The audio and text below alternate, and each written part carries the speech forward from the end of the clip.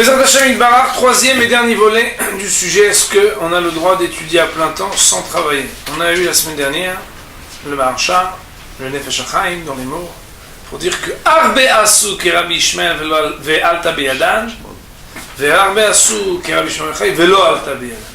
Ceux qui ont fait comme Rabbi Ishmael allaient travailler, c'est bien passé, alors ceux qui ont fait comme Rabbi Shimon bar Yochai, qui avait dit qu'on doit aller étudier et ne pas se préoccuper du travail, eh bien il y en a beaucoup pour qui ça n'a pas marché quand ils l'ont fait. Le Nefesh HaChaim, autant que le Maharsha avait expliqué, Arbe, c'est uniquement sur le plan général, global, sur le grand nombre. Sur le plan individuel, l'élite, ceux qui peuvent étudier, doivent le faire. Je ne sais pas si vous vous rappelez des mots du Nefesh HaChaim très fort. Celui qui peut, il faut absolument qu'il le fasse. Jamais lorsque Rava avait dit à ses élèves ne venez pas chez moi en Nisan et en Tishrei, il était en train de leur dire n'étudiez plus. C'était juste de dire n'ayez pas le même seder, n'ayez pas la même organisation du temps dans la journée, mais bien sûr il faut étudier. Cette semaine, Bezrat Hashem, on va citer ce fameux Rambam qui pose des graves problèmes lorsqu'on l'étudie et qui remettra en question des systèmes entiers institués et constitués avec des yeshivot, des kollelim qui étudient toute la journée la Torah et qui reçoivent un salaire pour ça. Voyons d'abord les paroles du Rambam qui vous a été donc photocopié, ce qu'on appelle le Pirush HaMishnayot. Vous savez que le Rambam a plusieurs ouvrages. On va dire 3 ouvrages fondamentaux. Le premier ouvrage fondamental, c'est bien sûr Moreh Nevuchim, le guide des égarés. Deuxième ouvrage fondamental, c'est Mishneh Torah, le Yad HaZaka, c'est-à-dire un ouvrage de loi. Troisième ouvrage, c'est le Pirush HaMishnayot, l'explication, le commentaire des Mishnayot. Sur une Mishnah qui dit Al ta'aseh atara leitgadel ba'em velo kardom lahpor ba'em. Ne fais pas de la Torah une couronne pour t'ennoblir, et non plus pas une pelle pour creuser, autrement dit un ustensile. Il existe différentes explications, différents commentaires. Nous allons voir aujourd'hui le très fameux commentaire du Rambam. Il est marqué Ahare asher iskamti. Je crois que ce n'est pas cette page, mais c'est la page ponctuelle. Si, Ahare asher iskamti shelo adaber bezot atzava'a. Après que j'avais pourtant pris sur moi et convenu de ne pas parler de ce sujet, parce que c'est un sujet qui est clair,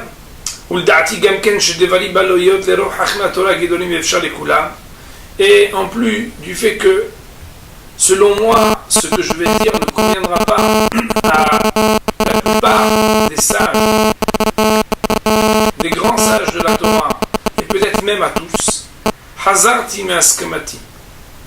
Je suis revenu de ce que j'avais convenu. Vadaberba, et je vais en parler,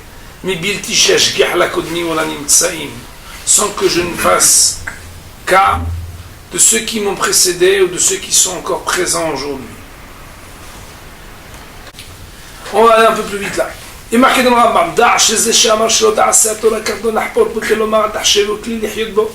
quand on dit qu'il ne faut pas en faire une pelle, ça veut dire n'utilise pas la Torah pour en vivre, pour vivre de la Torah.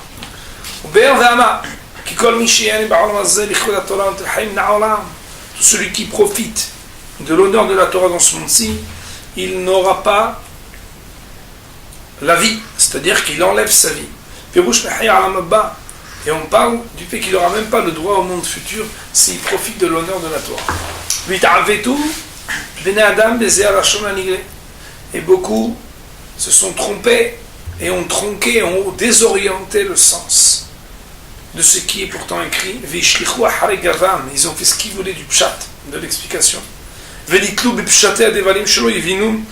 ils ont dit des choses qui ne sont pas compréhensibles. Et moi maintenant je vais expliquer. Et ils ont fixé des lois comportementales sur le plan individuel mais aussi sur le plan communautaire. Ils ont amené les hommes à penser d'une sottise parfaite.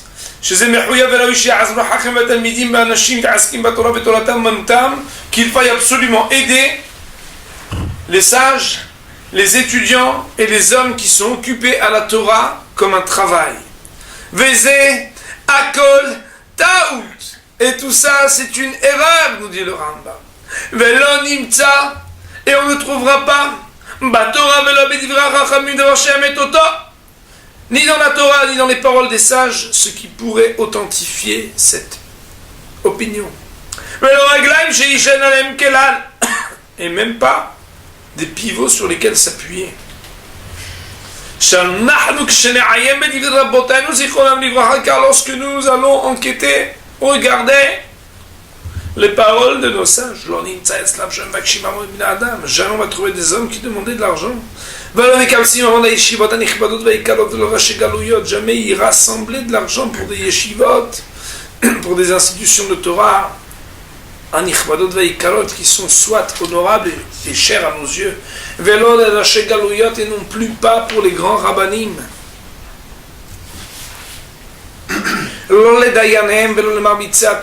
Ni pour les juges, ni pour les enseignants de la Torah. Et même pas pour les plus grands des grands, et pas non plus pour le peuple. Donc sans aucune distinction. Les paroles du Rambam sont formelles a priori et vont ensuite, d'ailleurs, essayer d'être argumentées par différents points. Ce Rambam est très connu. La plupart du temps, il est très connu par les gens qui cherchent à piquer, à montrer du doigt qu'on ne doive pas étudier à plein temps, en plus en recevant une rémunération. Alors je vais vous citer à l'oral quels sont les différents points, les différentes preuves que le Rambam amène, puisqu'on ne pourra pas tout faire dans les mots, bien sûr, à moins que, Bezrat Hashem, on ouvre un kollel, après ce qu'on va apprendre aujourd'hui, et que dès demain, chacun d'entre vous vienne étudier toute la journée. Le problème, c'est qu'il faudrait que je trouve aussi de quoi vous rémunérer, mais bon, Bezrat Hashem, ça c'est encore un autre dossier. Quoi qu'il en soit, je vais vous citer à l'oral quelques-unes des preuves ramenées par le Rambam. Le Rambam nous dit, prenons l'exemple de Hillel Azaken, Hillel l'ancien, qui était un des plus grands sages à l'époque de la Mishnah, qu'il était un bûcheron, comme on le sait, Hotev Eitzim, et là-bas, il allait étudier au Beth Midrash de Shmaya et d'Avtalion. Je ne sais pas si vous le savez, mais la Gemara, dans le traité de Yoma, page 35b, raconte une histoire pour dire que personne ne peut prétendre qu'à cause de la pauvreté on ne puisse étudier la Torah, de ce qui s'est passé une fois, un soir de Tevet, un vendredi soir en plein hiver, lorsque Hillel n'avait pas de quoi payer l'entrée au Beth Midrash, à l'époque où c'était payant. Tout le monde connaît cette belle histoire. Et pour ne pas rester à l'extérieur du Beth Midrash, ou tout du moins manquer d'étudier la Torah, il est monté sur une sorte de lucarne, comme ça, sur le toit de la maison d'études, pour tendre son oreille. Le lendemain matin, puisqu'il y est resté toute la nuit afin d'écouter les paroles de la Torah, l'histoire nous raconte qu'en bas, Shmaya et Avtalion ont discerné, ont vu une silhouette qui faisait écran à la lumière du soleil. Il s'agissait de Hillel, qui était littéralement congelé. De la neige sur lui, glacée.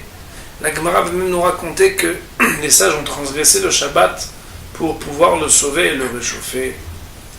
De là, le Talmud va nous dire que Hillel, mechayev et kol ha'aniim, personne ne pourra prétendre qu'à cause de la pauvreté on ne puisse étudier la Torah, parce qu'il n'y avait pas plus grand pauvre que Hillel, nous dit la Gemara, et pourtant il était un grand sage de la Torah. Nous dit le Rambam, bien sûr que si jamais lui avait trouvé juste qu'on lui donne une subsistance afin qu'il puisse étudier la Torah sans qu'il y en ait un interdit, jamais il ne serait resté dans la pauvreté de ce que ce petit bûcheron avait dû au quotidien galérer et se fatiguer afin d'avoir sa subsistance. Et là, al-Korhach, mais obligatoirement, malgré toi, tu devras convenir, nous dit le Rambam, que s'il a fait ça, c'est qu'il n'avait pas le droit du tout de profiter de quoi que ce soit de l'argent qui lui serait attribué parce qu'il était un homme de Torah. Autre exemple, Rabbi Hanina ben Dosa, sur lequel la Gemara va nous dire Daïlo bekav harubin me'aref Shabbat le'aref Shabbat. Le monde entier était nizon bishvil Hanina beni, pouvait avoir la bénédiction par le mérite de Rabbi Hanina ben Dosa, et pourtant lui se suffisait de très peu car il n'avait pas de moyens. Pourquoi ne pas avoir de moyens? D'après ce que certains veulent dire, nous dit le Rambam, il aurait dû être là à recevoir de l'argent, c'est normal, il étudie la Torah, il l'enseigne. Eh bien non, il n'en avait pas le droit, nous dit le Rambam. Nous allons passer sur le tort de gauche, donc la partie de gauche, où il est marqué ici, donc, la page là, mettre sur le document, Velo hayu matirim. Je ne sais pas si vous l'avez. Oui, nous sommes à la moitié de la page. Vous voyez, regardez ici, ici. Velo hayu matirim. Et ils ne se permettaient pas, les atzmam, pour eux-mêmes, les vakesh mamon ibn Adam, de demander de l'argent des hommes. Vayu roim shelikehato yahil Hashem be'enei hamon. Et ils regardaient le fait de recevoir de l'argent comme un blasphème du nom de Dieu aux yeux du peuple. Chez vous, parce que les hommes pourraient penser que la Torah c'est un métier comme un autre. La Torah c'est un métier par lequel et qu'à cause de ça la Torah elle va être moins considérée que ce qu'elle devrait. Et que celui qui pratiquerait cela serait considéré par ce que le verset dit Dvar Hashem, la parole de Dieu, Baza, il l'a dénigré. Alors, ce sont les paroles du Rambam Maïmonide, qui d'ailleurs reprend dans son ouvrage de loi, le Yad HaZaka, Mishneh Torah, dans les lois de Talmud Torah, des paroles très claires, formelles, qui vont exactement dans le même sens. Je vais vous les citer immédiatement. Ce Rambam nous dit Kol ha-mesim al libo she'asot batorah velo ya'aseh melacha v'yitparnes מהצדקה וזה חילל את השם וביזה את התורה וקבע מאור הדת וגרם רע לעצמו ונוטל חיה מן העולם הבא. Tout celui qui pense qu'il va étudier la Torah et il ne va pas travailler et recevra la tzedaka, il a blasphémé le nom d'Hachem, fait déshonneur à la Torah, éteint la lumière de cette religion qui est la nôtre, engendré le mal pour lui-même et perdu sa place dans le monde futur. Les vies chez Assolem, il devait avoir la mazé car il est interdit de tirer profit de l'étude de la Torah dans ce monde-ci. Amru Hachamim, les sages ont dit. Attention, il faut rester jusqu'au bout de l'enregistrement et de la soirée. Parce que bien sûr, si moi je fais alors que j'étudie toute la journée, c'est qu'il y a une suite à ce cours, bien sûr. Amru Hachamim, les Hachamim ont dit Torah notel haya min ha'olam. Tout celui qui tire profit de l'étude de la Torah, il perd sa place dans la vie. Ça veut dire, et on parle après de Olam haba ve'od tzivu ve'amru. Hachamim ont d'ailleurs de plus ordonné.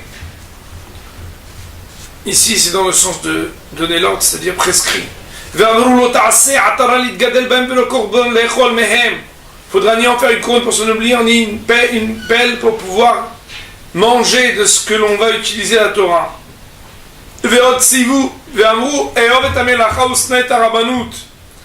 Et de plus, ils ont dit aime le travail et méprise la place de Rabbanout.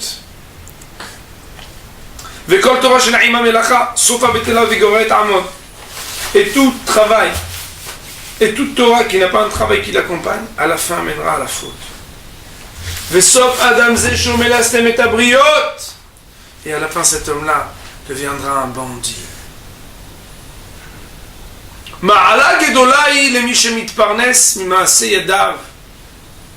c'est une qualité très grande, celui qui gagne sa vie de ses propres mains. Umidat Hasidim Arishonim, c'est d'ailleurs la qualité des premiers pieux, des anciens. Et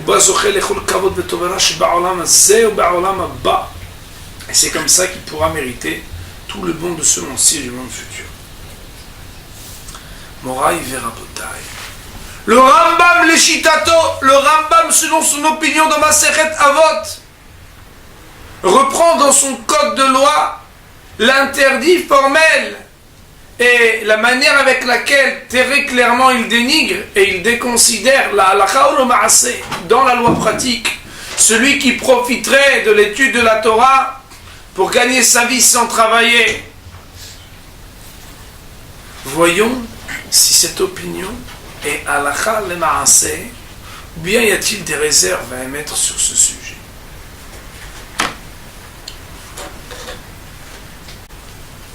Il y a marqué dans le Beit Yosef, Arambam Asdal et Ta'ame. Le Beit Yosef, c'est le commentaire de Rabbi Yosef Karo, l'auteur du Shulchan Aruch, sur le tour, puisque le tour a ramené les paroles du Rambam. Il nous dit, Arambam Asdal et Ta'ame. Le Rambam, il a été selon sa raison, mais Perek Dalet Masechet Avot, j'ai tourné la page, sur ce qu'il a déjà dit dans le 4e chapitre de Masechet Avot. D'ailleurs, on l'a vu tout à l'heure. Shikara Sham Tagar, là-bas il s'est rebellé, il a crié, scandé, Alas Pakot Shamtim et Talmidim Velorbanim, sur l'argent qu'on donne à ceux qui sont les étudiants et les rabbins.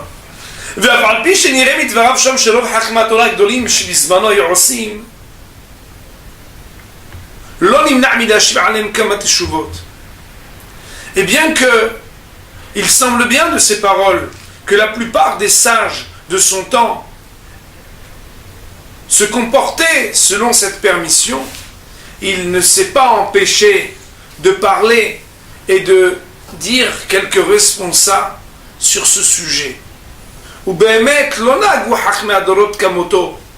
Et d'ailleurs, les sages de toutes les générations ne se sont pas comportés selon ce que lui disait ou selon ce que lui faisait. Et les preuves qu'il a ramenées, il y a à les réfuter. Autrement dit, on peut les réfuter. Et au contraire, nous dit Rabbi Yosef Karo, il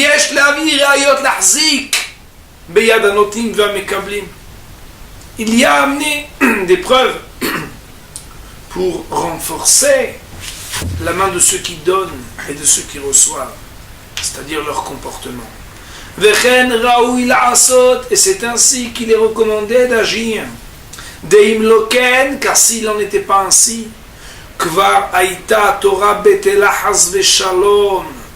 la Torah aurait été totalement annulée, Dieu préserve, alors que grâce à l'argent qui est donné pour la Torah, ils peuvent étudier la Torah, et que comme ça, quand il grandit la Torah, et il la rend encore plus puissante. Ukvar katav erich Arav Shimon bar Tzemach b'tshuvotav. D'ailleurs, le Tashbetz, qui est un des très grands maîtres, un des très grands rishonim, dont les responsables sont aujourd'hui, donc je les ai ici, elles sont au Hashem sous la main. Eh bien, lui, Erich, il a expliqué longuement la halok à la Rambam, comment casser et disputer l'opinion du Rambam. Mais l'histoire Kol Dvarav, et là-bas il prend chaque point qu'il a dit le Rambam, du début jusqu'à la fin, et il casse chacun des points. Pour renforcer ceux qui étudient la Torah et qui reçoivent l'argent de la communauté. Et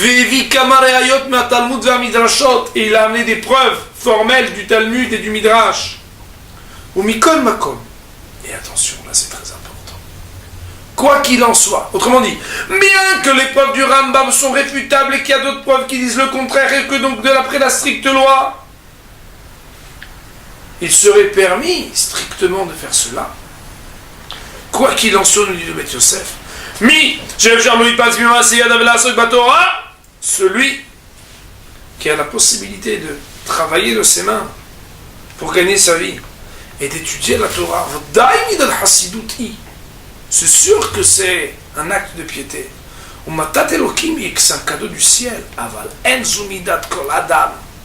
Mais ça n'est pas possiblement est certainement le cas de tout le monde. Chez Yefshar Lechol Adam, écoutez bien les mots, car il n'est pas possible pour tout homme, la asok batora ou la hakimba, d'étudier la Torah pour en devenir un hacham.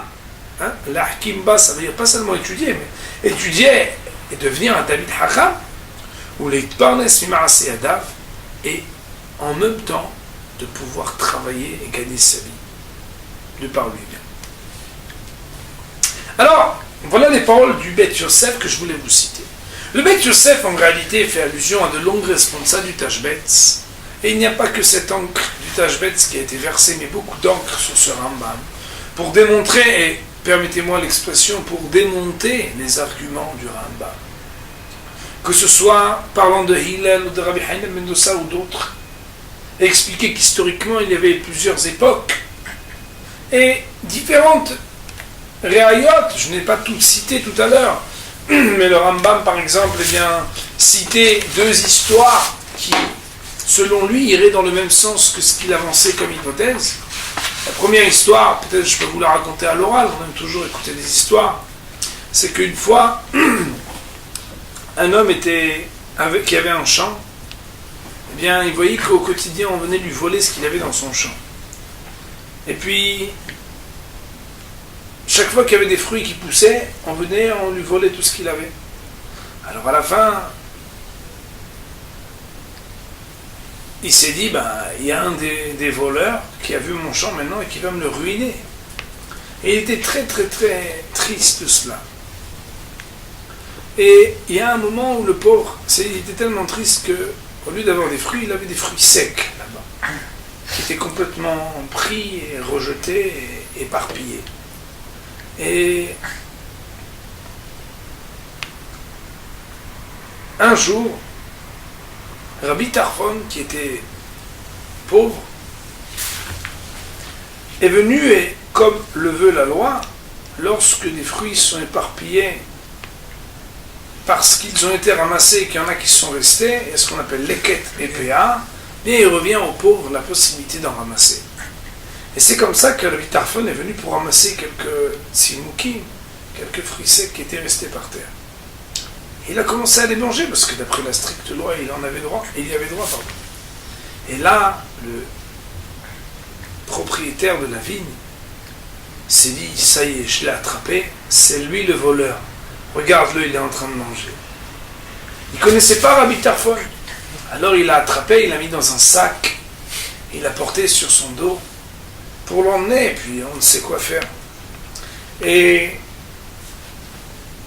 le texte nous dit qu'il allait le jeter dans le fleuve. Et quand Rabbi Tarfon a compris ce qui allait lui arriver, il a dit, oh il en est Tarfon, malheur à moi Tarfon, que celui-là il va me tuer. Quand il a entendu Tarfon, il a fait le lien que c'était Rabbi Tarfon, le grand Rabbi Tarfon.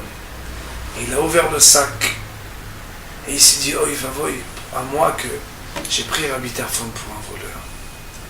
Il y a marqué dans la Gemara, Rabbi Tarfon il était mitzta'er minayom hahu ve'al'a kol yamav. Toute sa vie il s'est lamenté de ce qu'il a fait Rabbi Tarfon. Pourquoi? Parce que il a profité de son titre de rabbin, de l'honneur de la Torah pour être sauvé. Il eût pu dire autre chose pour être sauvé, mais mettre en avant le fait qu'il s'appelait Rabbi Tarfon, c'est que quelque part il a profité du kavod de la Torah. Autre histoire, c'est que le Benoît Kardosh, Rabbi Danassi, une fois, alors que c'était la famine, on sait que Rabbi Danassi il était à la fois riche et à la fois hacham, c'est le seul sage que l'on connaît qui a eu une très grande richesse, une très grande chokhma. Alors, une fois, il a vu que Béhémet, c'était une période de famine.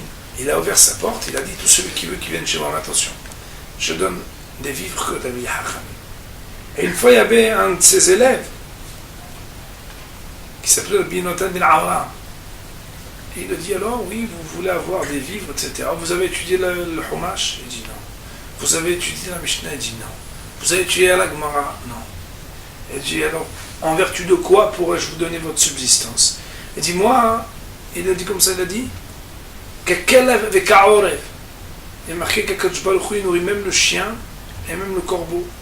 Moi, je ne suis pas moins qu'un animal. Vous êtes le chaliar de me nourrir comme un animal, pas plus. Et c'est comme ça qu'il lui a donné. Quand il est sorti de chez lui, Rabbi Yodan s'est dit, malheur à moi que j'ai donné de cadeaux d'Am Haaretz, que j'aurais pas dû donner à manger d'Am Haaretz, j'aurais dû préférer les Talmidei Chachamim. Alors ceux qui ont entendu ça, ils ont dit, mais Kvodarav, c'est pas Am Haaretz, c'est juste que lui, il voulait pas profiter de ce qu'il était un Talmid Chacham pour pouvoir percevoir quelque chose du fait qu'il était un Talmid Chacham. Alors Rabbi a dit, ah bon, il a commencé à faire une petite enquête. Et il s'est rendu compte que c'est vrai, c'est bel et bien vrai. Cet homme-là, c'est un Talmid Chacham Gadol, mais il ne voulait pas que ce qu'il allait recevoir, il le reçoive, en vertu de l'honneur que ce qu'il était un Talmid Chacham. Alors, Stam, chacune des preuves qui est ramenée ici, le Tashbetz, il les casse. Je vous dis juste pour la deuxième histoire, il les casse, il dit, tu vois bien que si Rabbi Danassi voulait donner à des Talmidei Chachamim, c'est qu'il ne voulait pas les faire trébucher.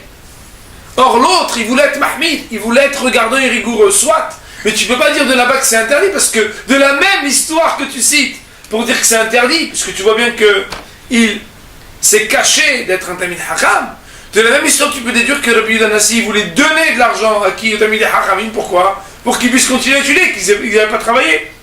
Donc on peut regarder d'une manière, on peut regarder d'une autre la même histoire. Bon, il verra Botaï. Ce qui nous dérange le plus, ce n'est pas l'opinion du Rambam qui aujourd'hui, selon ce qu'on a vu de Bet Yosef et du Tashbetz, c'est donc comme ça que la halakha va être tranchée dans les Siman Resh Mem Vav du Shulchan Aruch, dans la partie Yoredea sur les lois de l'étude de la Torah.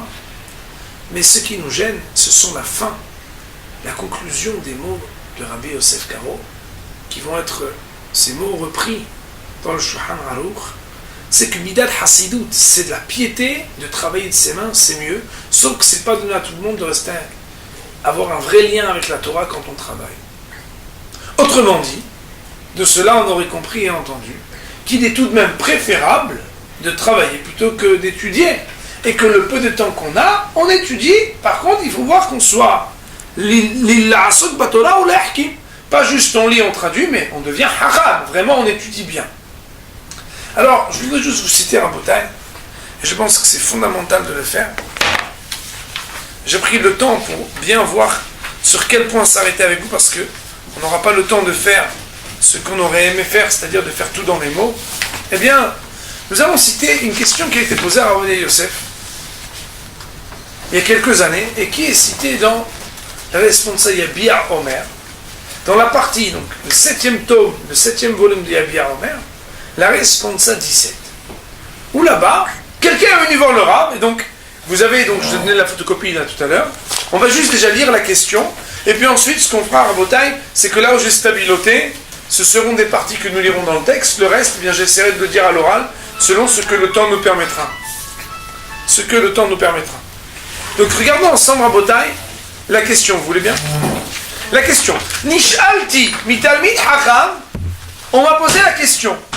Un sage, Asheliat Hashem Otsaro, qui a la crainte de Dieu, Ezudalech or mibhinat halacha.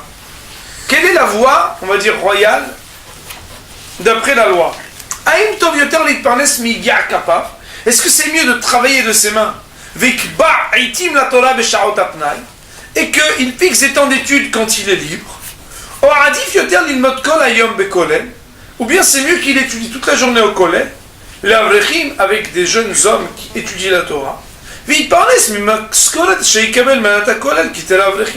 qui reçoivent là-bas la bourse qui est attribuée à tous les gens qui étudient la Torah et qui ne travaillent pas. Qu'est-ce qui est préférable? Donc là, Rabotai, en réalité, on est en plein dedans. On se dit, voilà, bon, Bessaïder, interdit, c'est pas interdit. Mais Tarles, c'est pas mieux quand même de travailler?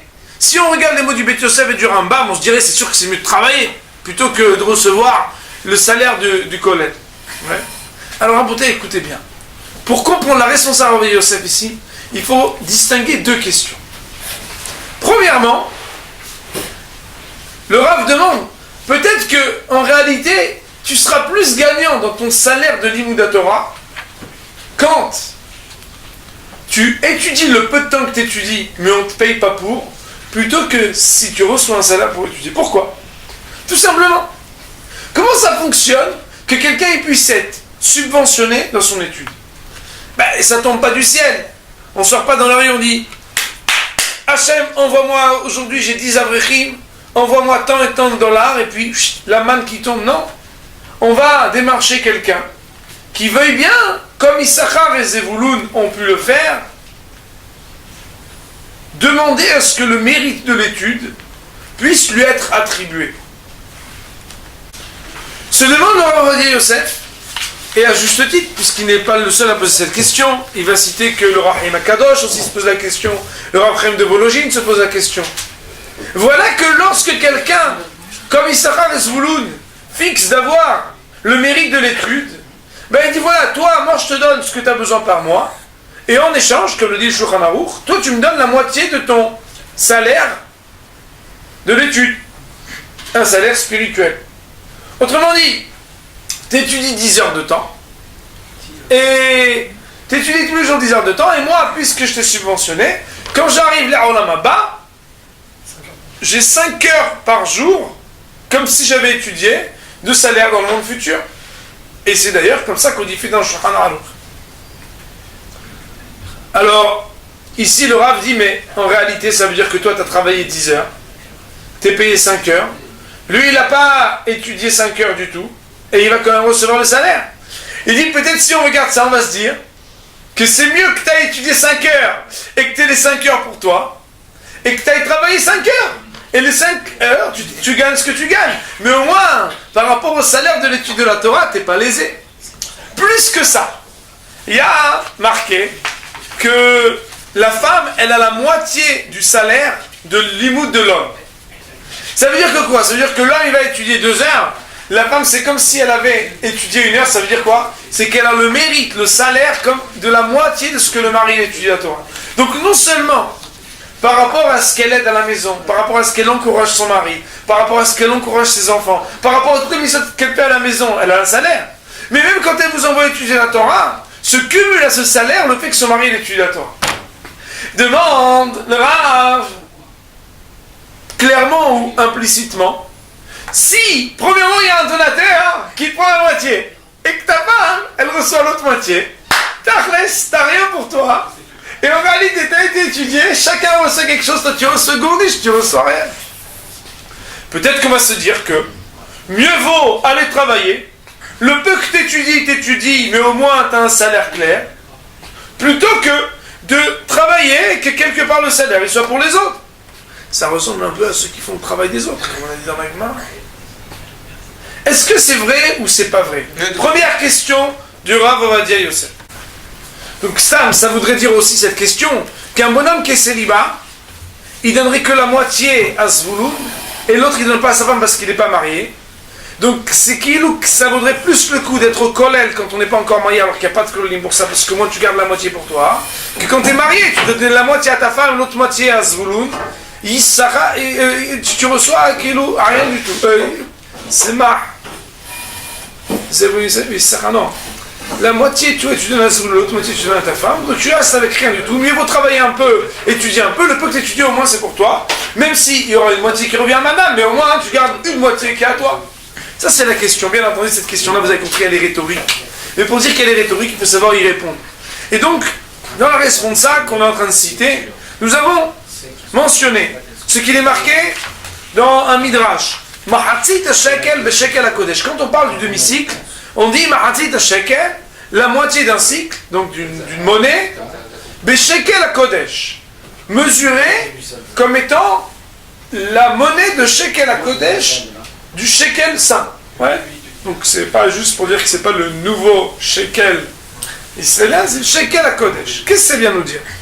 Eh bien, ici, le Rav nous cite la Gemara dans Bchorot qui nous dit Mana shel kodesh kafulaya mi mana shel hol. La mesure du kodesh est le double de la mesure du hol. Qu'est-ce que ça veut dire? Shekel hakodesh kaful mi shekel shel hol kedei leodiya. Ça vient nous apprendre Shamahazik betalmid hacham, que celui qui prend en charge, celui qui étudie la Torah, itol be'ad mahatzit kaspo, il recevra pour la moitié de cette prise en charge, sraro mushlam, un salaire entier. Vegam lo yinuke klal me mahatzit halek shel haosek batorah. Parce que lui, il prend en charge. Eh bien, celui qui étudie aura un salaire parfait, et celui qui prend en charge aura décuplé un autre salaire parfait et entier pour lui. Parce que sinon chacun va recevoir que la moitié. C'est impossible de dire ça. Shekel HaKodesh Kaful Aya. Le Shekel HaKodesh, il est toujours double. Et chacun se retrouve avec un cycle entier parfait. Ce sont les paroles de Rav Chaim Ben Attar, le Rav Chaim HaKadosh. Là-dessus, nous dit le Rav, en citant les mots du Haflaha, un autre enseignement. Il y en a qui disent que par le fait qu'ils prennent en charge un Talmid Hacham quand il étudie financièrement, ils acquièrent une part de sa Torah. Comme une négociation et une transaction. Dieu nous préserve de penser ainsi. Est-ce qu'un homme de Torah il serait capable de vendre même un instant du monde futur à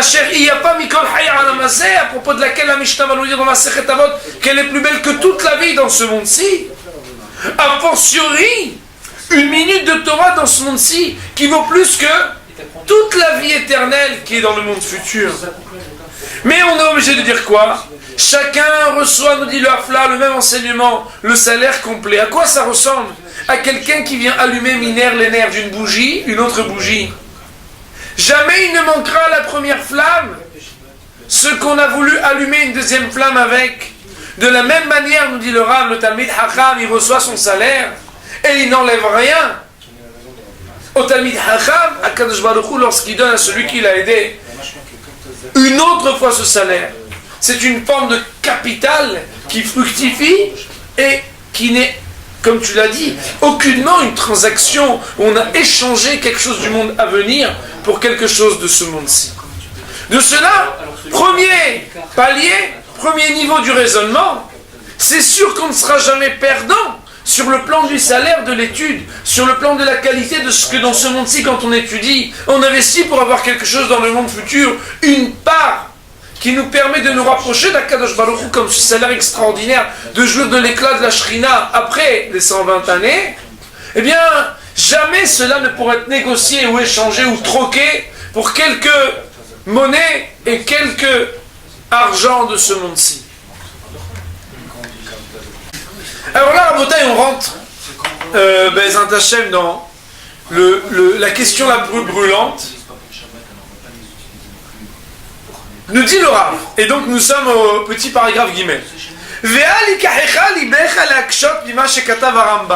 Que ton cœur ne t'emporte pas à poser la question selon ce que le Rambam a dit, en disant que, etc., ce qu'on a dit tout à l'heure, que jamais un homme il doit recevoir de l'argent pour étudier la Torah, Chas v'Shalom, Dvar Hashem Baza, c'est dénigrer Kadosh Baruch Hu, etc. Pourquoi?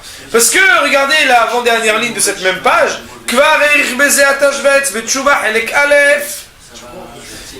car le Tashbetz a déjà expliqué. Premièrement, il amène le Tashbetz, que le Tashbetz il casse toutes les preuves qu'il a ramené le Rambam et de Hillel, de Rabbi Haïna ben Moussa, etc. Mais il nous dit le Rav que comme le Tashbetz lui-même le dit dans une réponse un peu plus loin, il ramène des preuves dans tout le chasse que c'est pas comme ça et que c'est Raoui Meod, c'est normal de donner à ceux qui étudient et que celui qui étudie, il n'ait aucun problème d'après la loi stricte de recevoir sa subsistance parce qu'il étudie la Torah. Alors regardez, on saute beaucoup de choses parce qu'il faudrait voir chaque preuve. Moi je les ai vues en prochaine dedans, chaque chose qui est ramenée. Mais regardez cette petite articulation, vous allez voir quelque chose de très puissant. Vous l'avez? Nimtza. On est dans l'avant-dernière page. Nimtza. Donc la ligne qui commence Nimtza. Nimtza shemidat kadum mimot atanaim v'amoraim. Il en ressort que c'est une habitude, un comportement ancien, d'antan. Déjà à l'époque des Tanaïm, des sages du Talmud, Amoraïm, des sages qui ont suivi Ad'ata jusqu'à maintenant, l'Arzik B'Tamidacham de donner de l'argent aux gens qui étudient la Torah. Et aussi à l'époque des Géonim. Shaïten Stam Kupa Miyuhed Parnasat Yeshivot, qui avait là-bas un tronc qui était fixé pour donner l'argent aux yeshivot. Et chaque communauté avait un tronc communautaire qui était reversé aux gens qui étudiaient la Torah. Alors regardez bien. Une ligne après, il y a marqué Ve'enifiado Sham.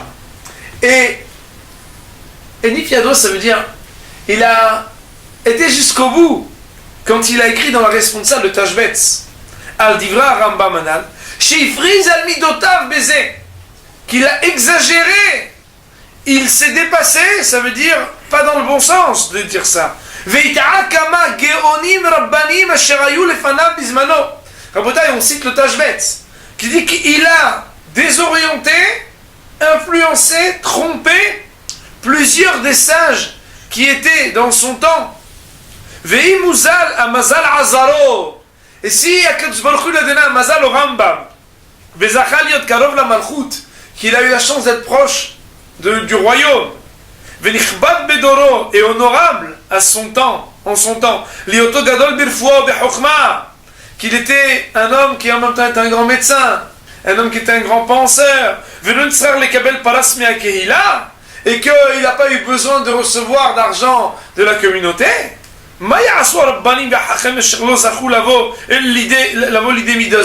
Comment pourrait-il accéder à la subsistance les autres qui n'ont pas eu ces mérites-là?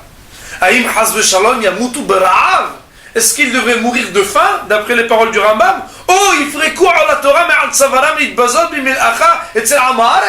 Ou bien qu'ils délaissent la Torah pour devoir aller travailler dans un monde qui ne représente absolument pas celui de la Torah?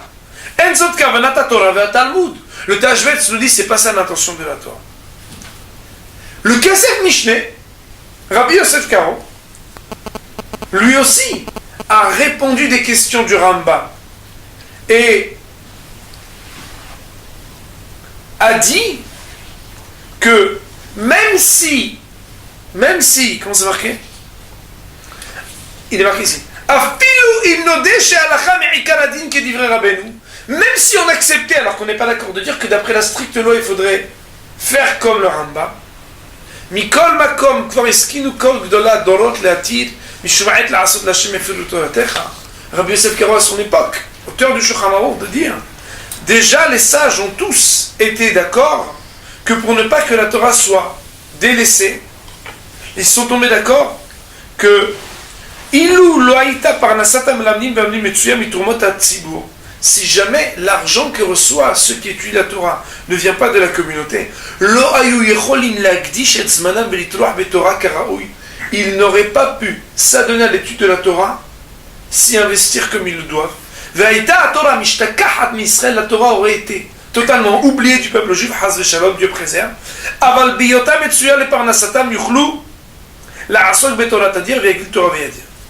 Alors, je vais juste vous citer deux responsables très puissantes et dire à la fin la conclusion du Rav. Premièrement, Rav Chaim Ben Atta, le Rav Chaim Akadosh, dans un livre qui s'appelle Rishon LeZion, c'est des responsables. C'est un livre de halakha. Il dit, si quelqu'un, et je suis sur le tort de gauche ici, si quelqu'un,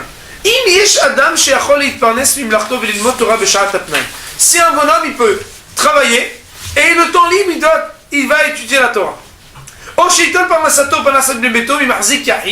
ou bien qu'ils reçoivent d'un donateur, oui, on est ici, regardez, c'est toujours l'avant-dernière page, et nous sommes sur le tort de gauche, ou bien qu'ils reçoivent donc de la part d'une personne individuelle, ou bien de plusieurs personnes, ce qui lui permet d'étudier toute la journée. Il y a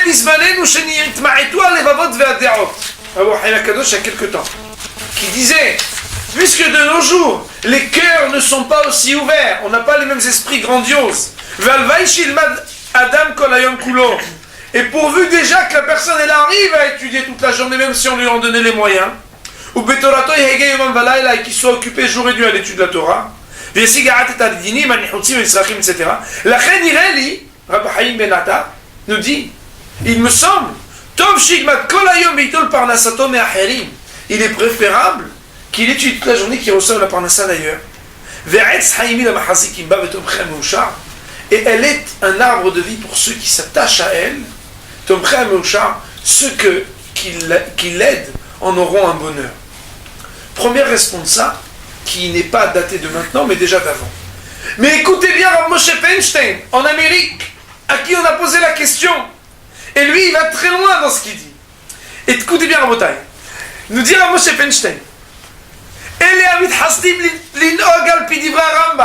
Ceux qui, soi-disant, font un acte de zèle et de piété, à dire il faut faire la halakha comme le Rambam. Autrement dit, Rabotai, velomar shetzar sheine miyah kapav. De dire il faut que je travaille de mes propres mains. Veikba itim la Torah beshaot apnai. Quand j'ai du temps, j'étudie. Velo ilmot kol hayom bekolel veikabel misham pras leparnasato. Et donc il dit moi je peux pas rester les gens dans un kollel recevoir l'argent. C'est pas possible, c'est pas comme ça la Torah, nous l'argent. Emolchim ara etzat yetzerara. Je cite pas mes paroles, mais les paroles de Rav Moshe Feinstein, un homme d'une ouverture extraordinaire qui était déposé qu'en Amérique pendant des dizaines d'années.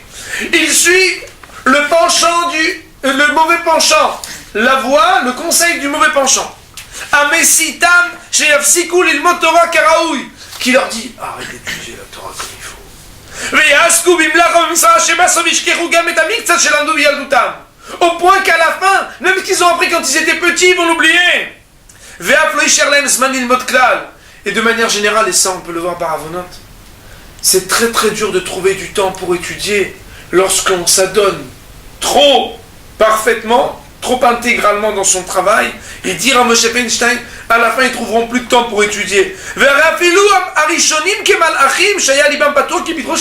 Déjà les anciens qui avaient un esprit très ouvert, un esprit génial, Amrou, ils ont dit Sheyef Shar la Adam la Asuk Betorah Ligdelba, Sheyeh Raoui Leorot Mimena, Sheyeh Raoui, pardon, Leorot Mimena al-Maaseh, Imiasuk Gam Lacha Vesrora. Impossible qu'un homme puisse étudier la Torah pour pouvoir en parler et trancher des lois et en parler comme un expert, quelque chose de clair, si en même temps il travaille. Comme on dit dans Hérovin, que l'homme est Ever Layamei, quand la Torah dit que la Torah n'est pas de l'autre côté de la mer, eh bien c'est pour dire que quoi? Que la Torah ne peut pas se trouver des Sahranim et Tagaranim, que celui qui travaille et qui est trop investi dans son travail, par exemple quand il commerce, alors la Torah ne se trouve pas chez lui. La reine, c'est la raison pour laquelle, conclure Moshe Feinstein, Alachar ou Vahat, c'est une loi qui est totalement large. Que dans toutes les communautés d'Israël, elle a été acceptée. Chez Moutar ou Mitzvah, non seulement il est permis, mais c'est aussi une mitzvah, une prescription. La asot batora bitmidut libas maskaret à kolel. D'être capable de prendre sur soi, de ne pas écouter cette voix du Yetzer qui te dit sois mithased comme le Rambam et de recevoir une parnassa du kolel. Ve'en shum midat hasidut leimana mizeh, il n'y a aucun acte de piété de s'empêcher de cela. Le Rav Moshe Feinstein de terminer, écoutez bien Rabotai, quelle puissance. Si ce n'était pas lui qui le disait, jamais moi je me serais permis de dire quelque chose pareil. Ou mi-yiten, et si jamais Dieu voulait bien donner, ve'ayun edi ve'amenu, et que soient les généreux de notre peuple, tormim be'ainafan l'arbot yeshivot ve'kolim be'kol tfutzat Israël, que les généreux soient d'autant plus généreux qu'ils puissent permettre qu'il y ait de plus en plus de yeshivot et de kolim dans toutes les communautés d'Israël, car grâce à cela se multiplient les grands sages d'Israël qui sont aptes à donner des prescriptions et qui s'assoient toujours à étudier comme Akadosh Baruch Hu le demande, car la place de Dieu dans ce monde-ci ne se trouve que là où les hommes étudient la Torah. Le Rav Yosef termine, je vous dirais très succinctement, en disant en plus, non seulement de ce qui est dit par Abraham Benatar et par le Rav Moshe Feinstein, quand on a le choix, on doit étudier. Mais, plus encore, on rend méritant, on capitalise le salaire du limoud. Pourquoi? Parce que au lieu d'avoir juste ton salaire quand tu travailles, tu viens étudier une heure, tu permets que cette heure-là, le salaire de cette heure-là, il va être non seulement pour toi, mais aussi pour le Zvouloun qui a pu donner. Ou Mimeïla, c'est plus intelligent pour faire fructifier d'investir dans des actions où non seulement toi tu reçois salaire de l'Imouda Torah, mais quelqu'un d'autre aussi va le recevoir. Je vais terminer Rabotai par une histoire que normalement je ne dois pas raconter comme ça tellement facilement en public, mais je pense que cette histoire-là, elle est fondamentale. Cette semaine, j'ai écouté d'un très grand ami de Hacham une histoire que lui-même a entendue du Rosh Yeshivat Mir le premier, le Rav Finkel le premier, qui lui-même l'a reçu de Reb Chaim de Brisk. Une fois, un homme était malade. Et Raphaël de Brisk venait prier à son chevet. C'était un homme qui n'était pas un homme très érudit, mais le Raphaël venait tous les jours prier chez lui. Et quand cet homme-là, il a vu qu'il allait de moins en moins bien, il a dit, Raphaël, je vous en prie, quand je vais mourir, vous pouvez étudier un traité des Mishnayot pour mon souvenir. Le Rav il a dit, il n'y a pas de problème, je l'étudierai. Cet homme est niftar, il a quitté ce monde. Raphaël de Brisk a commencé à étudier tous les jours une Mishnah, Le'elu Nishmato, pour l'élévation de son âme. Et alors que les 30 premiers jours du décès de cet homme n'étaient pas dépassés, un soir, Raphaël il a des couchiottes dans chaque chose. Il y avait une couchia sur une Mishnah, il n'avait pas la réponse. Mais bien entendu, il avait lu la Mishnah, il avait terminé Rabotai. Mais il n'avait pas la réponse à la couchia. Il a été se coucher avec la question. Lui est venu en songe, ce Baal Bait, cet homme qui est niftar. Il lui a dit, j'ai la réponse à ta couchia, je vais t'expliquer. Il lui a répondu à sa question. Le lendemain matin, Raphaël s'est levé, ému. Il a dit, il avait marqué que Issachar et Zevulun, Atid HaKadosh Baruch Hu la'asod huppot, ben ba'alei mitzvah le ba'alei Torah, qu'HaKadosh Baruch Hu, il sera amené dans le futur à mettre sous un même dé nuptial pour faire épouser ceux qui ont étudié et ceux qui les ont soutenus. Mais j'aurais jamais imaginé que ça serait si rapide. Le Rav nous commande, qu'est-ce qu'il a voulu dire, Raphaël? Raphaël, il a voulu dire qu'un homme qui a aidé celui qui étudie la Torah, cet homme-là, HaKadosh Baruch Hu, il lui donne un mérite extraordinaire d'accéder, même dans la Torah, à quelque chose qui touche celui qui était en train d'étudier. Et la conclusion du Rav était de dire, si les gens ils savaient à quoi ils peuvent accéder lorsqu'ils aident des Bnei Torah, parce qu'eux-mêmes ils n'ont pas la possibilité, ou la force, ou les facilités pour étudier, s'ils savaient qu'en très peu, avec très peu, de ce qu'ils possèdent de ce monde-ci, ils pouvaient acquérir quelque chose qui les fasse être soulah ou pas, avec les plus grands amis des Hachamim, les Hatid Lavo, et des fois très vite, beaucoup plus vite que ce qu'on pense quand ils quittent ce monde. Les gens ils couraient derrière les Bnei Torah pour les aider. Et malheureusement, les choses sont un peu à l'envers. De ce qu'on a appris, Moraï Verabotaï, premièrement, c'est permis d'étudier la Torah à plein temps. Mais plus encore, des responsables de notre ami des Hachamim, de Rav Chaim Ben Attar, de Rav Moshe Feinstein, ou de cette chouva de Rav Yosef de Yabia Omer, celui qui en aurait le choix, Moraï Verabotaï, il en aurait certainement l'obligation. De là, bien entendu, on doit finir avec un vort, c'est-à-dire avec une idée de Hashkafa. Le Rav Dessler explique que la Ishtadlut, elle dépend du niveau de Bitachon. Le jaugeage, pour savoir combien d'heures tu dois travailler, combien d'heures tu dois t'investir pour essayer de gagner ta vie, dépend de la confiance que tu as en HaKadosh Baruch Hu. On raconte de Rav Zondel Misavant qu'il achetait un billet de loterie et qu'il savait que ce billet de loterie, à son niveau spirituel, s'il gagnait, il avait déjà fait Ishtadlut, et s'il ne gagnait pas, il ne pensait pas que s'il avait travaillé plus, il aurait gagné plus. Il y a des gens, ils ont besoin pour pouvoir penser que HaKadosh Baruch Hu, il va pouvoir leur donner leur panassa, travailler 2 heures par jour. Il y en a qui disent, non, moi si je ne travaille pas 4 heures, je vais me dire que si je ne reçois pas assez d'argent, c'est parce que je n'ai pas assez travaillé. Un homme, il doit se poser des questions. Quel est son niveau de bitachon? Mais quand un homme, il vient poser cette question, et qu'il a un niveau de bitachon, je dis, moi, Kvodarav, pour moi c'est la même chose, je veux juste connaître le Hémet. Moi j'ai confiance en Dieu, je sais que même quand je vais travailler, c'est vrai que je reçois ma parnassa, mais ce qu'Hachem il devrait me l'envoyer, il me l'enverrait d'une manière ou d'une autre.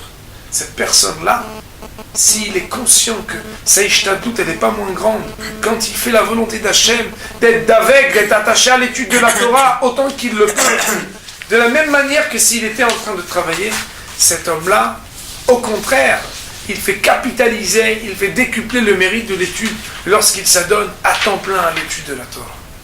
Baruch Adonai La'olam, Amen Amen. Bien sûr, une précision importante, la tchouva de Rav Yosef, elle répond à une question qui a été posée. Sous-entendu, celui qui a cette question, il peut entendre la réponse qui est donnée. Ça veut dire qu'il a les 2 alternatives. Il peut trouver un collègue, il sait étudier, et il a cette problématique à savoir quoi faire. Il y a des personnes qui n'ont même pas cette question. Soit parce que de toute façon, ils sont obligés d'étudier, parce qu'ils n'ont pas de formation pour faire autre chose, par exemple, ou bien d'autres qui ont dans leur esprit, dans leur éducation, totalement exclut la possibilité de ne faire qu'étudier. La réponse s'adresse à celui qui se pose la question, et donc on ne peut pas systématiser ce qui a été dit par le Rav, puisque ça répond à une problématique de celui qui se pose la question, et qui aurait donc des moyens de subsistance, soit dans le travail, soit dans un kollel. Si quelqu'un n'a de toute façon pas de kollel, ou en tout cas pas de possibilité de subsistance par son kollel, eh bien la question n'est pas posée. Et si une personne n'a de toute façon qu'un choix d'aller travailler parce que, pour une autre raison, qui n'a aucune formation à l'étude, eh bien il ne se pose pas non plus la question d'aller étudier la Torah, ou en tout cas étudier à plein temps, alors aussi cette réponse ne s'adresse pas à cette personne-là.